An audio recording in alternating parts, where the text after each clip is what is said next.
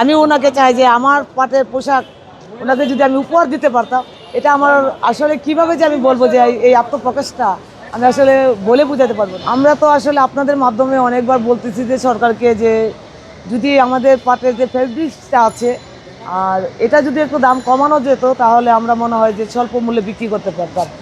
সেক্ষেত্রে সরকার কৃষক থেকে শুরু করে জুট মিলগুলা যদি একটু রিভারিং করতো বা একটু সহযোগিতা করতো, ওগুলো যদি ওপেন করতো তাহলে মনে হয় যে আমাদের পাটের যে ফেব্রিক্সটা আছে এটা আমরা মনে হয় কম। এটা আমি নিজেকে গর্ববোধ করতেছি, কারণ সোনালী আঁশের পোশাক তৈরি আমি নিজে করেছি, নিজে ব্যবহার করতেছি।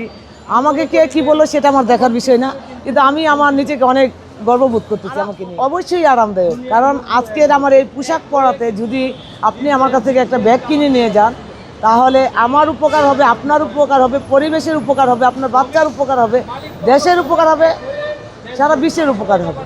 না ধুইতে হয়, আমি এটা ধুয়ে পড়ছি।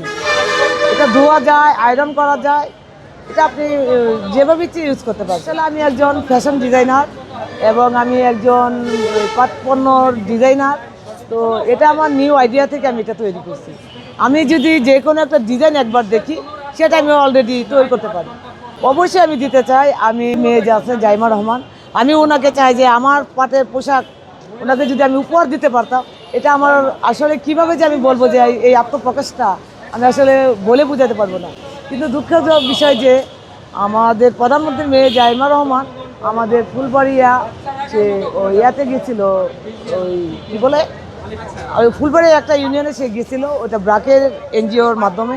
তো আমিও চাই যদি উনি আমার এই সোনালী আঁশের যে কারখানাটা আছে এটা যদি ভিজিট করতো, আমার কারখানার থেকে ওনাকে একটা পোশাক দিতে পারতাম, এটা আমার ময়মনসিংহবাসী এবং আমার শ্রমিকদের আমি আর কিছু পাই বা না পাই আমার একটা গর্বের জায়গা হয়ে যেত।